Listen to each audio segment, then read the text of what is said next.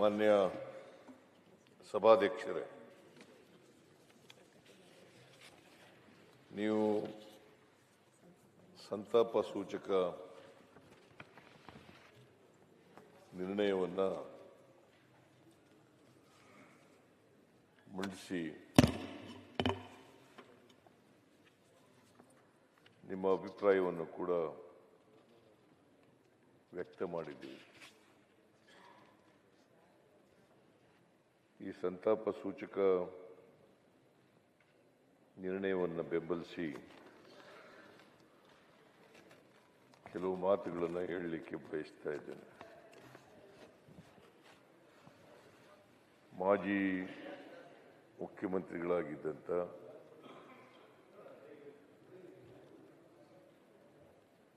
SM. Krishna ಅವರು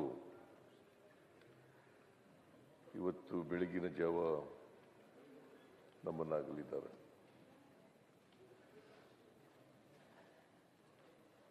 ಅವಳು ಒಬ್ಬ ನೀವು ಹೇಳದಂತೆ ಒಬ್ಬ ಮುತ್ಸದ್ದಿ ರಾಜಕಾರಣಿಯಾಗಿದ್ದರು. ದೂರದೃಷ್ಟಿ ಉಳ್ಳವರಾಗಿದ್ದರು. ಅವರು ಈ ರಾಜ್ಯದಲ್ಲಿ ಸಾರ್ವಜನಿಕ ಜೀವನದಲ್ಲಿ ಬಹಳ ದೀರ್ಘಕಾಲ ರಾಜಕಾರಣ ಮಾಡಿದ್ದಾರೆ.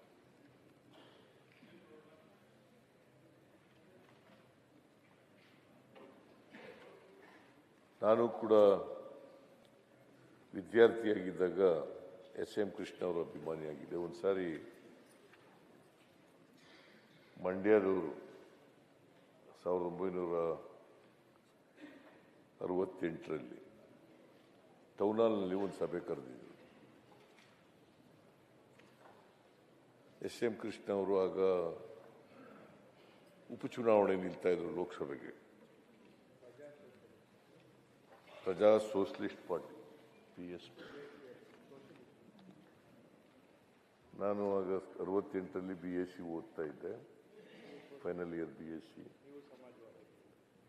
ನಾನು ಇನ್ನೂ ಆಗ ಸಮಾಜವಾದಿ ಪಾರ್ಟಿ ಸೇರಿರಲಿಲ್ಲ. ಲಾ ಕಾಲೇಜಿಗೆ ಸೇರಿದ ಮೇಲೆ ಸಮಾಜವಾದಿ ಪಾರ್ಟಿ ಸೇರ್ಕೊಂಡದ್ದು ನಾನು. ಆದರೆ PSPಗೆ ಸೇರಿರಲಿಲ್ಲ, SSPಗೆ ಸೇರ್ಕೊಂಡಿದ್ದೆ.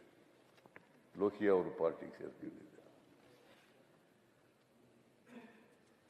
ಇವರು 68ರಲ್ಲಿ ಟೌನ್ ಹಾಲ್ನಲ್ಲಿ, ಮೈಸೂರಿನ ಟೌನ್ ಹಾಲ್ನಲ್ಲಿ ಒಂದು ಮಂಡ್ಯ ವಿದ್ಯಾರ್ಥಿಗಳ ಒಕ್ಕೂಟದ ಸಂಘದವರು ಒಂದು ಸಭೆ ಕರೆದಿದ್ರು. ಆ ಸಭೆಯಲ್ಲಿ ನಾನು ಕೂಡ ಭಾಗಿಯಾಗಿದ್ದೆ.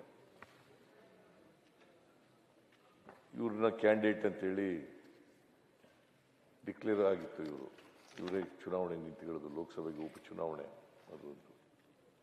ಆ ಚುನಾವಣೆ ನಿಂತುಕೊಳ್ಳೋದು ಅಂತಾಗಿದ್ರು. ಆಗ ವಿದ್ಯಾರ್ಥಿಗಳೆಲ್ಲ ನಾವೆಲ್ಲರೂ ಕೂಡ ಎಸ್.ಎಂ. ಕೃಷ್ಣ ಅವರಿಗೆ, ಮಂಡ್ಯ ಜಿಲ್ಲಾ ವಿದ್ಯಾರ್ಥಿ ಬಳಗ ಮತ್ತು ನಾವೆಲ್ಲ ಮೈಸೂರಿನವರು, ನಾವೆಲ್ಲರೂ ಕೂಡ ಬೆಂಬಲಿಸಿದ್ರು.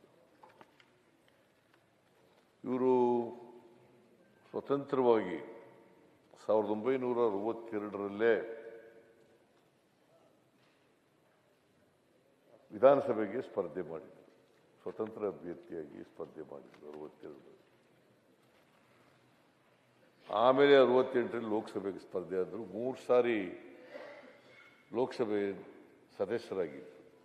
ಬಹುಶಃ ಕರ್ನಾಟಕದ ಇತಿಹಾಸದಲ್ಲಿ ನನಗೆ ಗೊತ್ತಿರೋ ಮಟ್ಟಿಗೆ ವಿಧಾನಸಭೆ, ವಿಧಾನ ಪರಿಷತ್ತು, ಚಂದ್ರೇಗೌಡರು ವಿಧಾನ ಪರಿಷತ್ತು ಆಗಿದ್ರು, ವಿಧಾನಸಭೆಗೂ ಆಗಿದ್ರು, ಲೋಕಸಭಾ, ರಾಜ್ಯಸಭಾ ಆಗಿದ್ರು. 4 ಸದನಗಳ ಸದಸ್ಯರಾಗಿದ್ದವರು ಬಹುಶಃ ಎಸ್.ಎಂ. ಕೃಷ್ಣ ಅವರೊಬ್ಬರು, ಚಂದ್ರೇಗೌಡರೊಬ್ಬರು.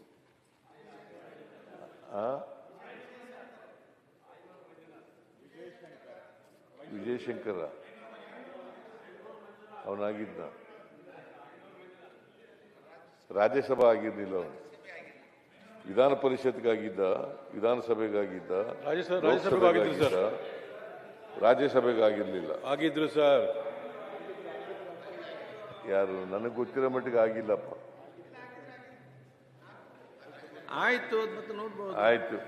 Subject to correction. ನಂಗೆ ಗೊತ್ತಿಲ್ಲ, ನನಗೆ ಗೊತ್ತಿರೋ ಮಟ್ಟಿಗೆ 3 ಸದನ ಆಗಿದ್ದದವರು ಲೋಕಸಭೆ. ಅಲ್ಲ ಜೆ ಟಿ ದೇವೇಗೌಡ್ರೆ, ಇಲ್ಲಿ ಆಯನೂರು ಮಂಜುನಾಥ್ ಬಗ್ಗೆ ನಾವು ಚರ್ಚೆ ಆಯ್ತು, ನೀವು ಹೇಳುವಾಗ ಹೇಳಿ. ನಾನು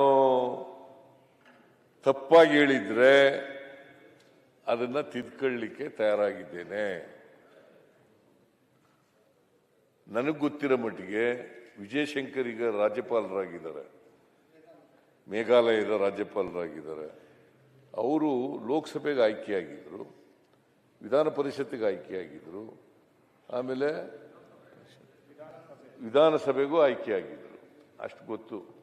ಮುಂದೆ ನನಗೆ ಗೊತ್ತಿಲ್ಲ, ಅಥವಾ ಮರ್ತ್ಬಿಟ್ಟಿರ್ಬೋದು ನಾನು. ನಿಮ್ಗೇನಾದ್ರು ಗೊತ್ತಿದ್ರೆ ಹೇಳಿ, ಯಾವ ವರ್ಷದಿಂದ ಯಾವ ವರ್ಷದವರೆಗೆ ಆಗಿದ್ರು ಗೊತ್ತಿಲ್ಲ ನನಗೆ.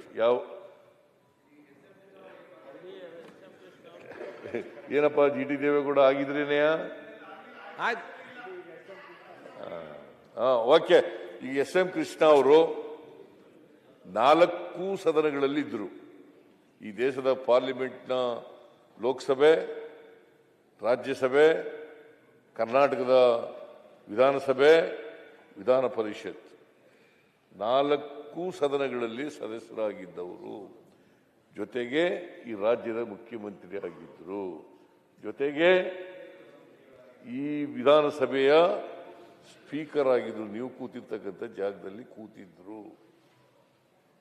ವಿಧಾನಸಭೆಯ ಸ್ಪೀಕರ್ ಕೂಡ ಆಗಿದ್ರು.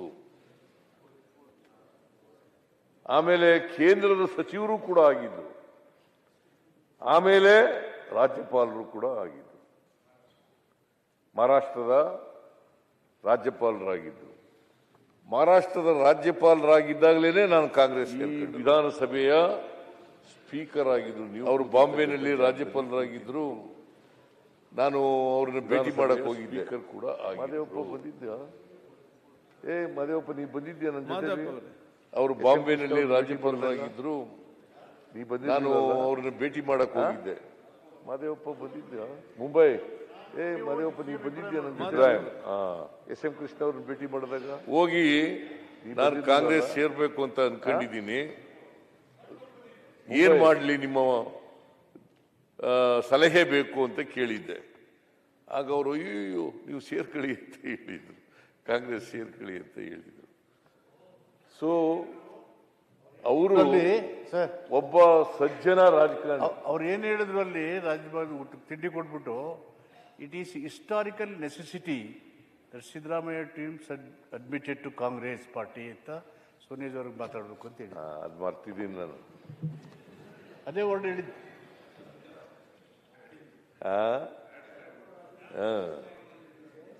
ಸ್ವಲ್ಪ ಇನ್ನೊಂದು ಸ್ವಲ್ಪ ಉಪ್ಪು ಖಾರ ಹಾಕಿ ಹೇಳ್ತಾ ಇದ್ದಾರೆ ಅವರು.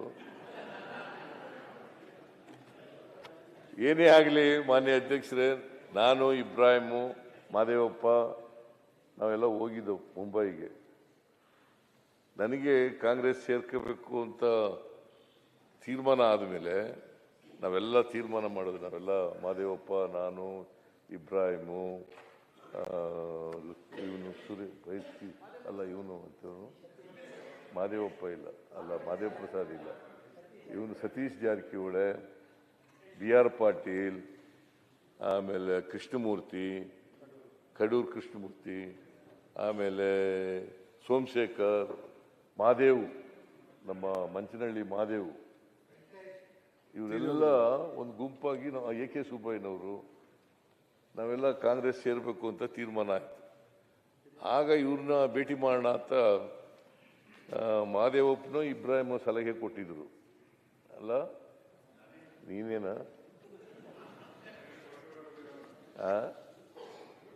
ವೆಂಕಟೇಶ್ನು ಇದ್ದ ನಮ್ಮ ಜೊತೆಗೆ.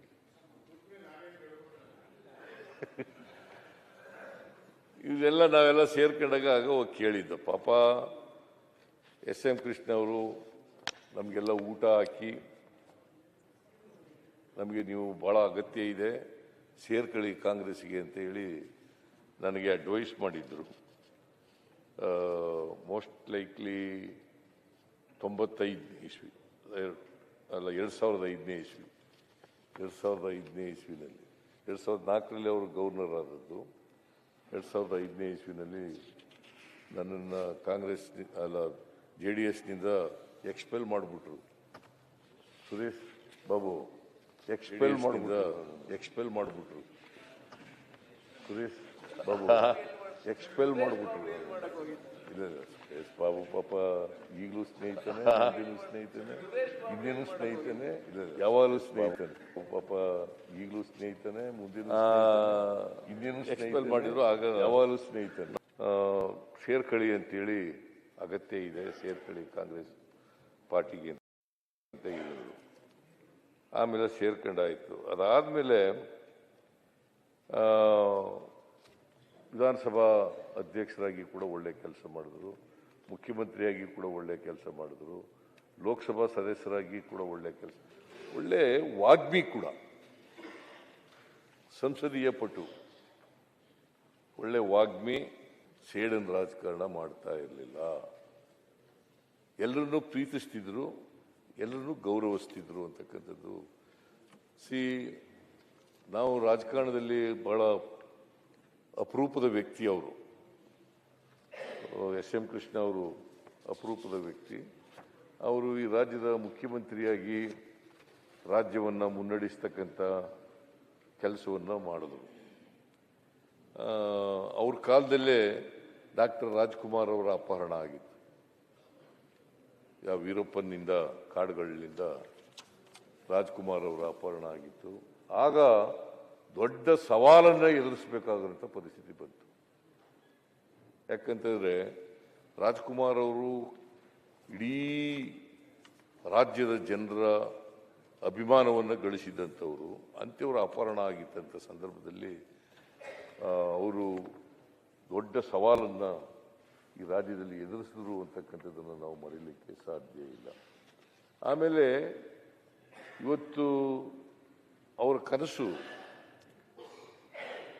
ಬೆಂಗಳೂರು ನಗರವನ್ನು ಎಂಥದ್ದು ಸಿಂಗಾಪುರ ಮಾಡಬೇಕು ಅಂತಕ್ಕಂಥದ್ದು ಅವರ ಕನಸಿತ್ತು. ಅವ್ರ ಕನಸು ನನಸಾಗಲಿಲ್ಲ ಅಂತಕ್ಕಂಥದ್ದು ಬೇರೆ ವಿಚಾರ. ಆದರೆ ಅವರ ಉದ್ದೇಶ ಬೆಂಗಳೂರು ನಗರವನ್ನು ಅಂತಾರಾಷ್ಟ್ರೀಯ ಮಟ್ಟದಲ್ಲಿ ಖ್ಯಾತಿಗೆ ಬರ್ತಕ್ಕಂಥ ರೀತಿಯಲ್ಲಿ ಬೆಳೆಸಬೇಕು ಅಂತಕ್ಕಂಥದ್ದು ಅವರ ಮನಸ್ಸಿತ್ತು. ಅವರು IT ಕ್ಷೇತ್ರಕ್ಕೆ ಅಪಾರವಾದಂಥ ಕೊಡುಗೆಯನ್ನು ಕೊಟ್ಟರು. ಅವ್ರ ಕಾಲದಲ್ಲಿ ನಾವು silicon valley of India, Bengaluru Nagar silicon valley of India ಅಂತ ಅಷ್ಟೊಂದು ಹೆಸರು ಮಾಡಬೇಕಾದ್ರೆ SM ಕೃಷ್ಣ ಅವರ ಕೊಡುಗೆನೂ ಕೂಡ ಅಪಾರವಾಗಿತ್ತು ಅಂತಕ್ಕಂಥದ್ದನ್ನು ಮರೀಲಿಕ್ಕೆ ಸಾಧ್ಯ ಇಲ್ಲ. ಅವರು ಕೇಂದ್ರ ಸರ್ಕಾರ ಅವರಿಗೆ ಪದ್ಮವಿಭೂಷಣ ಪ್ರಶಸ್ತಿನೂ ಕೂಡ ಕೊಟ್ಟಿತ್ತು. ಪದ್ಮವಿಭೂಷಣ ಪ್ರಶಸ್ತಿ ಕೊನೆಯಲ್ಲಿ ಅವರು ಬಹಳ ದೀರ್ಘಕಾಲ ಕಾಂಗ್ರೆಸ್ನಲ್ಲಿದ್ದರು. PSP ಇಂಡಿಪೆಂಡೆಂಟ್ ಆಗಿ ಗೆದ್ದರು. ಆಮೇಲೆ PSP, ಆಮೇಲೆ ಕಾಂಗ್ರೆಸ್ನಲ್ಲಿ ಬಹಳ ದೀರ್ಘಕಾಲ ಇದ್ದರು. ಆಮೇಲೆ ಕೊನೆಯಲ್ಲಿ BJP ಸೇರ್ಬಿಟ್ರು. BJP ಅವರು ಕೊನೆಯಲ್ಲಿ ಆಮೇಲೆ ಕಳೆದ 1 ವರ್ಷ ಆಯಿತು ಅನ್ನೋ ಕಾಣಿಸುತ್ತೆ, ಸಕ್ರಿಯ ರಾಜಕಾರಣದಿಂದ ನಿವೃತ್ತಿಯಾಗಿದ್ದೀನಿ ಅಂತ ಘೋಷಣೆ ಮಾಡಿದ್ರು. ಸಕ್ರಿಯ ರಾಜಕಾರಣದಿಂದ ನಿವೃತ್ತಿಯಾಗಿದ್ದೀನಿ ಅಂತ ಘೋಷಣೆ ಮಾಡಿ 92 ವರ್ಷಗಳ ಕಾಲ ಬದುಕಿ 93ನೇ ವರ್ಷಕ್ಕೆ ಕಾಲಿಟ್ಟಿದ್ರು. ಸೊ ಎಲ್ಲಕ್ಕಿಂತ ಬಹಳ ಮುಖ್ಯವಾಗಿ ಅವರನ್ನು ಸ್ಮರಿಸ್ಕೋಬೇಕಾಗಿರ್ತಕ್ಕಂಥದ್ದು, ಅವ್ರ ಬಗ್ಗೆ ಹೇಳಬೇಕಾಗಿರ್ತಕ್ಕಂಥದ್ದು, ಅತ್ಯಂತ ಸಜ್ಜನ ರಾಜಕಾರಣಿ, ಮುತ್ಸದ್ದಿ ರಾಜಕಾರಣಿ, ಒಬ್ಬ ದಕ್ಷ ಆಡಳಿತಗಾರ. ಇದನ್ನ ಇಷ್ಟು ಹೇಳಲಿಕ್ಕೆ ನಾನು ಬಯಸ್ತಾ ಇದ್ದೇನೆ. ಅಂಥವರು ನಮ್ಮನ್ನು ಅಗಲಿದ್ದಾರೆ. ಅವರ ಆತ್ಮಕ್ಕೆ ಚಿರಶಾಂತಿ ದೊರಕಲಿ ಅಂತೇಳಿ ನಾನು ಪ್ರಾರ್ಥನೆಯನ್ನು ಮಾಡ್ತೇನೆ. ಅವರ ಕುಟುಂಬ ವರ್ಗದವರಿಗೆ ಅವರ ಸಾವಿನ ದುಃಖವನ್ನು, ಅವರ ಅಭಿಮಾನಿಗಳಿಗೆ, ಅವರ ಸ್ನೇಹಿತರಿಗೆ ಅವರ ಸಾವಿನ ದುಃಖವನ್ನು ಭರಿಸ್ತಕ್ಕಂಥ ಶಕ್ತಿ ಕೊಡಲಿ ಅಂತೇಳಿ ಪ್ರಾರ್ಥನೆ ಮಾಡಿ ನಿಮ್ಮ ನಿರ್ಣಯವನ್ನು ಬೆಂಬಲಿಸಿ ನನ್ನ ಮಾತುಗಳನ್ನು ಮುಗಿಸ್ತೇನೆ.